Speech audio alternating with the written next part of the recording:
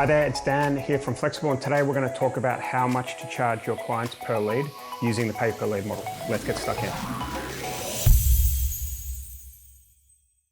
So before we kind of get into exactly how much you should charge, I wanted to talk to you about the different ways to charge clients depending on where you are in your pay per lead journey. And where I started was on what I call the hybrid deal.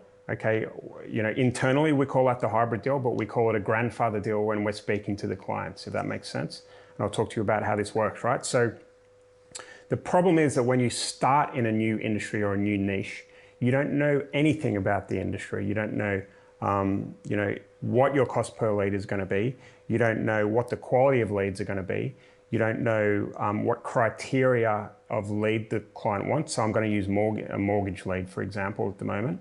In today's video, you don't know whether they want people with larger deposits or smaller deposits, good credit or bad credit, whether or not they want loans less than $250,000 or over $500,000. This is all the stuff that you don't know when you're getting started,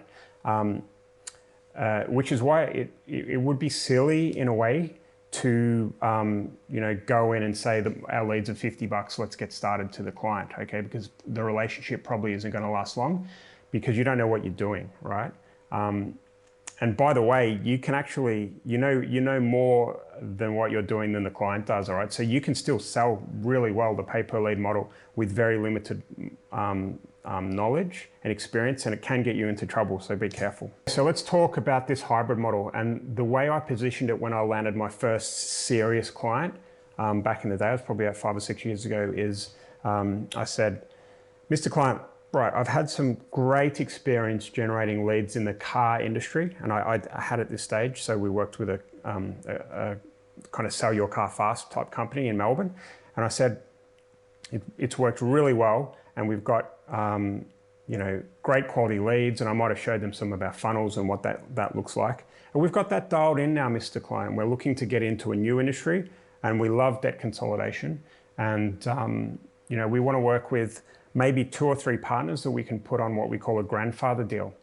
And the way this grandfather deal works, Mr. Client, is we will we'll build all your stuff. We'll build your funnels, your landing pages, your quiz. We'll help you get some videos done for your ads.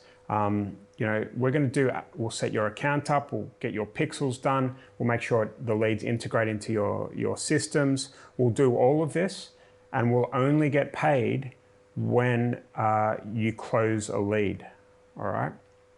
The only thing we ask in return is that you cover the ad spend inside your ad account, all right? And what this does is quite powerful because you've positioned it in a way where you only get paid when a lead converts, and you've said you're going to do all of this stuff for them in advance, and they only have to cover the ad spend. And that's a really good deal for some clients, okay? And what you'll find is that if you have like 10 calls with people in an industry, a new industry that you're going into, you'll probably get one person that is going to say, yeah, okay, this guy sounds good. He sounds trustworthy. He's got experience in the car finance industry. It's not the same, but it's, there's stuff, it's probably competitive over there. Why don't we give him a go, okay? And it just, it's great. It just works so well. So if you've got no experience and you haven't done this before, I hope I've explained that well enough. You should give it a go, all right? And as a matter of fact, it was one of my most profitable kind of business deals ever that I signed all those years ago. And the reason why is because we moved where we got paid over time closer to when the lead was delivered, all right? So if you look at mortgage, right?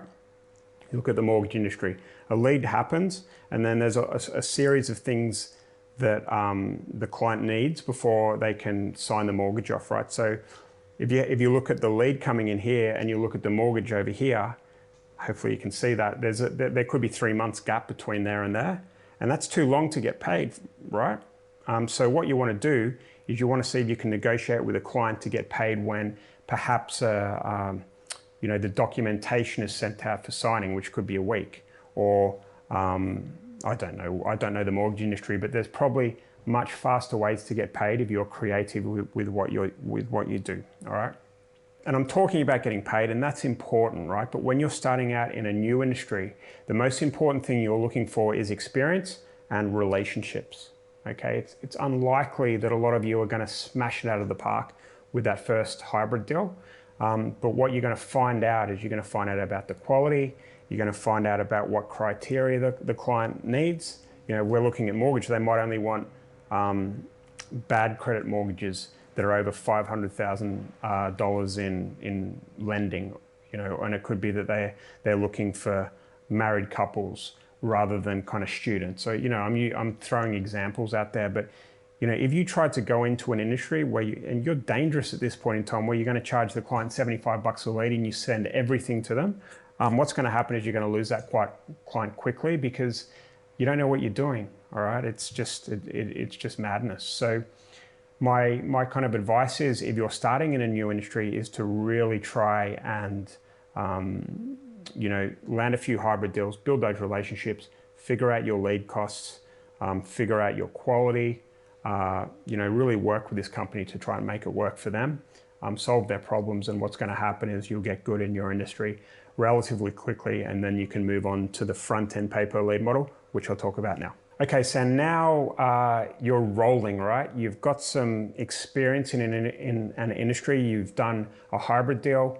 You know your cost per lead that you can generate them for. You know your leads are good, and you want to try and you know, then come up with what your cost per lead is to your client once you go after the rest of the market. Okay, and we have a very rough rule of thumb here, and that figure is usually around 1% of their average order value. Okay, so let's say a mortgage company, you know, their average commission on a mortgage is $5,000. All right, that they make, you know, let's just say it's $5,000. They write a $500,000 mortgage. They get roughly 1% of that, which is $5,000. If you do 1% of $5,000, your cost per lead is $50. All right, if it's a roofing job and it's a $15,000 project, you can charge $150 per lead.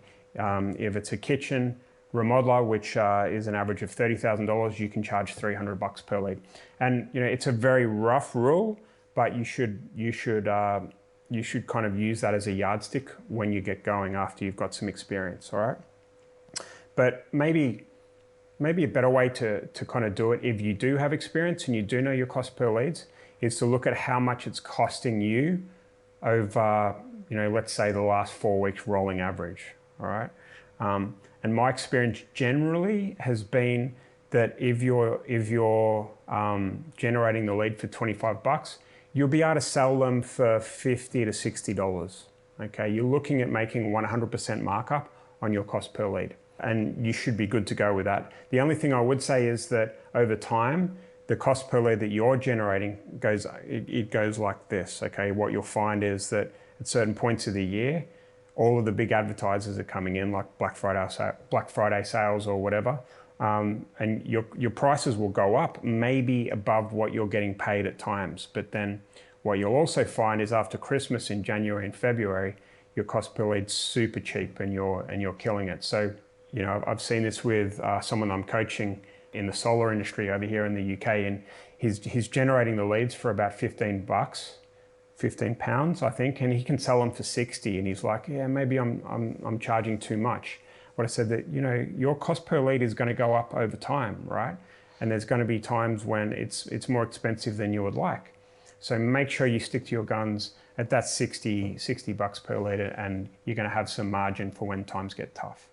All right. So yeah, once you have your hybrid deal sorted out, once you know your quality, how many leads you can generate, then you can go to the pay-per-lead model. The general rule of thumb is 1% of the average order value, but you can, you know, if you have experience, mark up your leads by your cost per lead by 100% or more, and then you should be good to go. Okay. I really hope you've enjoyed this quick down and dirty video today on how much to charge per lead for the pay-per-lead model. You got the hybrid deal figure out, your cost per lead. You can usually mark that up by 100% or more. If you don't want to do that, then a rough guide is 1% of the average order value of the client. You can't go too far wrong with that. Yeah, so good luck. If you have liked this video, then please give us a like so we know to create more videos like this. Comment below if you have any questions about generating, your cost per lead and how much you should charge. And finally, please subscribe to this channel so you'll be the first to know when new videos come out. I'll speak to you soon. Bye.